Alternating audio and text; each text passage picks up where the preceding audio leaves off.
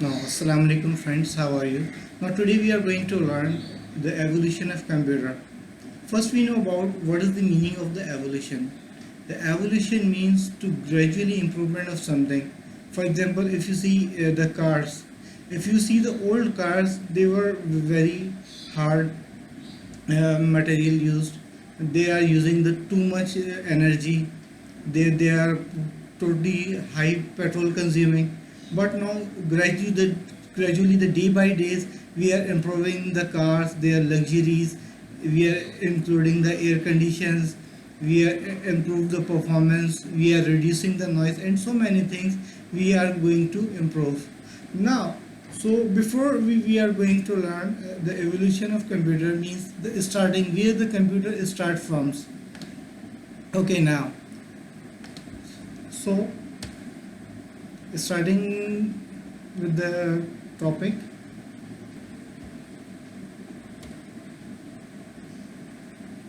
Now the first device is the abacus. What is the abacus? Abacus had some beads, some vertical and horizontal rods. So what we do with the abacus, we are using the calculations. Let's suppose you see there are the 8 different digits: 1, 2, 3, 4, 5, 6, 7, 8, 9, 10. So it means this is a 10-digit number. How we count it? Let's suppose in this single beats we have some numbers. Let's suppose I have 1, 0, 0, 3. How we use count this number? This is called unit, tens, hundred and thousand. Right?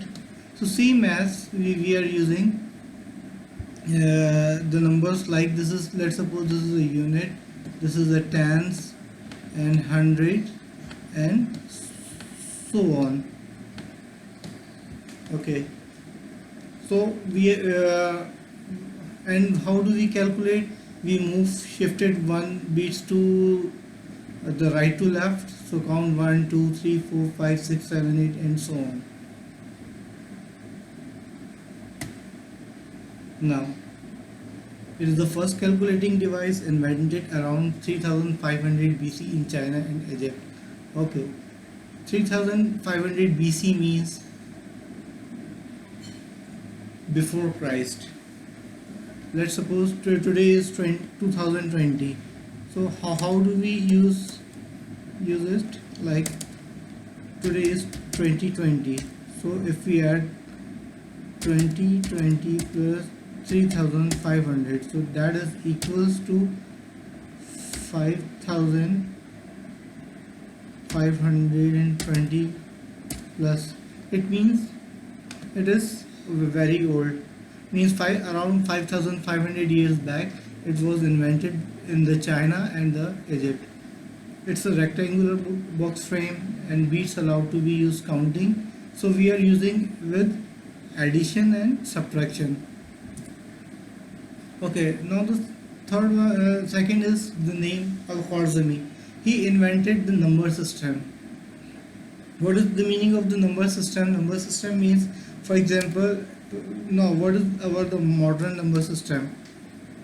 Starting from 1, 2, 3, 4, 5, 6, 7, 8, 9.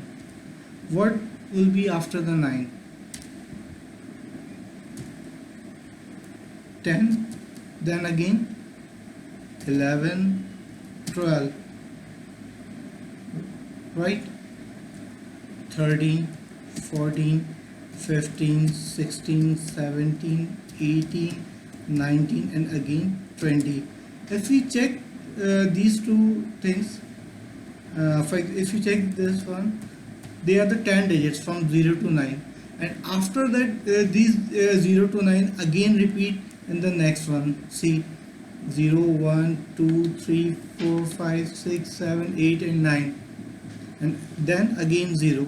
It means this is recur the number after the 10 digits. So this is the founder of computing. He introduced the decimal number system. Before the Al-Khwarizmi, nobody has the specific number system or the specific numerics, because mostly are using the different symbols. Especially if we are working with the Napier bones, he used a different kind of the symbol that is difficult to understand. If we know about the British system, they are using the Romans. If we see the Roman is also a very difficult to understand. For example, if you know about what for the 100, what for the 200, 500, 700, if you write the Roman, let's suppose 577, so how would you like it? Is a very high difficult number to understand. So Al-Khwarizmi gave the digits of the 10. So he recur the every time the number. For example, let's suppose if we see our the number system, right? We start from the 1, 2, 3, 4, 5, 6, 7, 8, 9, 10. But if you start from the 0, because 0, 1, 2, 3, 4, 5, 6, 7, 8, 9, and what will be the after 9? The 0 repeats. Then again 1, 2, 3, 4, 5, and again the 0 repeats. If you see the here, the in the tens value, let's suppose if I add it here 0, 0, 0, again 0. So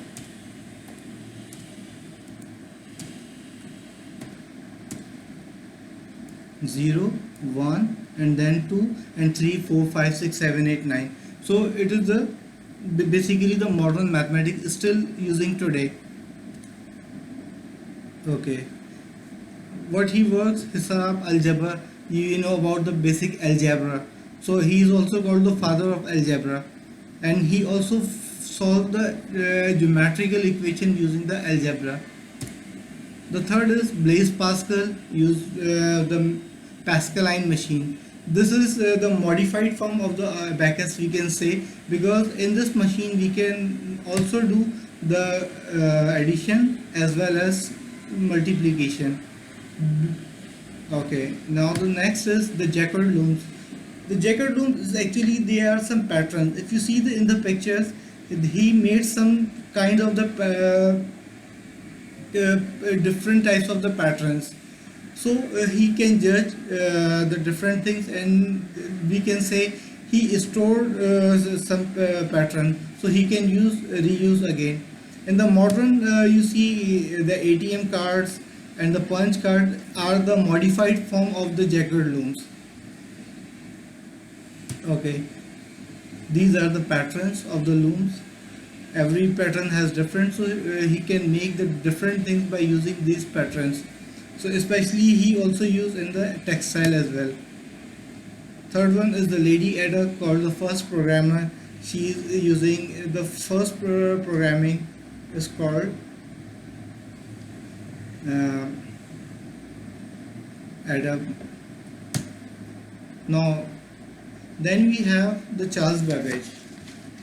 Who is the Charles Babbage? Charles Babbage is called the father of computer. Why he is called the father of modern computer? Because if you see the before devices, we go about the abacus, we go about the Jacquard loom, we go about the Napier bones, Leibniz calculator. Everything is used for the single work. But in the Charles Babbage made the multi-purpose computer. It means we can do the several tasks in the one computer. So his contribution was analytical engine and the difference machine are the most important. This is the pattern of the analytical engine. What is the analytical engine? This is a mechanical modern general purpose computer designed for the correct engine would have to work the precise precision required to the gears not possible. Comparable computer existed about 100 years later, programming language akin to a modern decay of the assembly language. So he also introduced the programming language as well, but it's a mechanical machine, not like the today's computer. Then Hermann using the calculating machine using the US census. So it's also highly calculating device, is a computing device. Okay, it is developed by the IBM. Now we are going to the generations of a computer. This is okay. So first we are going to about the first generation computer 1940 to 1956. In this system, vacuum tubes for the circuitry and the magnetic drums for the memory. Before the first generation of the computer, the mechanical computer doesn't have any way to store a data. Uh, but here we can save the data in the using the magnetic drum. They were enormous, taking the entire room. It's very large room. We can say the one computer takes the football ground size. To okay, the first generation computer relied on the machine language. What is the ADA? Okay. They were very expensive, operate in the addition using the great deal of the electricity generated, a lot of heat was often cause of the malfunctions. Means what does it mean? Actually the vacuum takes a very high power consume.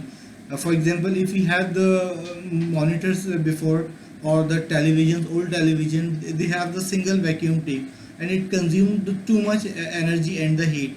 But if you compare that, if they were 10,000, 20,000 vacuum tubes, so what will be happen? It means it takes too much energy, and the malfunction is because if any vacuum tube is not working properly, so we can get the wrong results. For example, we know about that if there is an error in the computer, that is called the bug. So why we call it the bug? Because actually there was a moth in the one vacuum tube that did not find the current. So it was the off, and when the programmers were calculating, so it gives always the wrong results. UNIVAC, ANIVAC are the examples of the computer. These are the first generation computers. You see there is a one person who is checking the what was the output, and the output in the form of the bulbs on, off. So we are assuming that these on are the ones and the off are the zeros, and there is a behind, you see they are the programming language, programming the people are doing with the switching on and off. Okay, now after that the second generation, it was the very uh, advancement of the in the computer science. Transistors replaced the vacuum tubes, and what happened with the transistor replace, the energy consumption will be very low comparative to the first generation. Okay, in the second generation computer moved to the cryptic binary language, to the symbolic. Means if we are going before the one zeros, but here we are using some specific codes to understand comparative better than first generation. High level programming languages were being developed at that time, the versions of the COBOL and the Fortran. They were very first computer to install the instruction in their memories. Okay, now what about the second generation computers? They are little more modified, and then we are going to the third generation computer that is not much faster than as comparative to the first and the second, but the third generation we can say it's 8 times more faster than the first generation. We are replacing the transistors to the integrated circuits, that is means the transistor, the resistors. These are the semiconductor, was the hallmark of the third generation. We have to change into the silicon chips. Okay, instead of the punch card printouts interacted with the third generation through the keyboard's monitor interface with the operating system. In the first and second generation, we are using the punch card. We are using the different kinds of the inputs. But in the third generation, we are benefit. We have a keyboards, but we have the specific numbers. Not like today, we have the all the characters. but with the help of the keyboard we can work easily, and the monitors are introduced in the first generation. And the second generation we don't have the proper monitor, we have some the lights that we can calculate what was the possible results. But in the third one we have also the, okay, now the interface with the operating system. So we have the operating system, installed operating systems are made in the third generation computers. Okay, allow devices to the many different applications at a time. So it means if we have installed one, so we can use the different applications at a time. These are the third generation computers. We have the monitors, keyboards, etc. Now the fourth generation, 1971 till present. What is inside? This is again the very change comes to the third to fourth generation, because we are going to the microprocessors. Microprocessors mean this is a transistor, but the micro transistors. So in one chip, let's suppose it contains the 3.4 billion transistors. So it means it is comparative the fourth generation to the first generation, means today and the second generation, we can say the 1 billion times more faster. Okay, the microprocessor brought the fourth generation as the thousands of the integrated circuits built into the silicon chip. Intel 4004 chip developed in the 1971 from the central processing unit, input, output and controls on a single chip. Before that we don't have it in the single chip. We can add mouse, we can add keyboards with the different we can change even the mouse and the keyboard. But in the third generation computer, everything is built in the one chip. Fourth generation computers saw the development of the GUI, mouse and handheld device. Before that, you see in the third generation there was only the black screen. In the 1981 the microprocessor introduced, and in 1984 the Apple computers made the first GUI operating system. Okay, these are the modern computers, the fourth generation, Pentium, Intel, Core Duo, Core i7 and so on. Okay, now the fifth generation computer, the present and beyond. The fifth generation device based on the artificial intelligence. Actually, it is the modified form, not changes in the chip, but we are going to the neural networks. They are still in the working, but what we have done, that is a voice recognition. Voice recognition means before that we can only the write with the keyboard and to produce the text. But now today we have the application has produced, especially when the Android came. It is make the more improvement. You just talk and your voice will be changed into the text. This is the voice recognition. The input as a voice and converted into text. Use of the parallel processing of the supercomputers to make the artificial as a reality. Okay, the goal of the fifth generation computing device that respond to natural language input are the capable of learning and self-organizations. So they are the most advanced computers. For example, you see the robots, we have the mobile phones, you have the sensor devices. You see the one person who has nothing, but he is using the holograms. So what are the holograms? Holograms are actually the example of the fifth generation computer, because this is nothing. Only the person who see the complete screen, and if you see, there are a lot of things. Okay, there are some more example of the fifth generation. The modern clocks, we have the sensors, we have the daytime, and everything are built in here. Even if you change the time, it will be autocorrect. They are the handheld device here. You see here, in the palm, he can use his mobile phones. They are the wearable devices. You see the shoes. If you go anywhere, you can be detected by this microchip in the shoes. And there are so many things. You can see the videos, everything are in the fifth generation. Okay, this is about the topic. If you have any question, you can ask. If you want to write something, you can pause the video. So thank you very much. Allah Hafiz. Assalamu alaikum.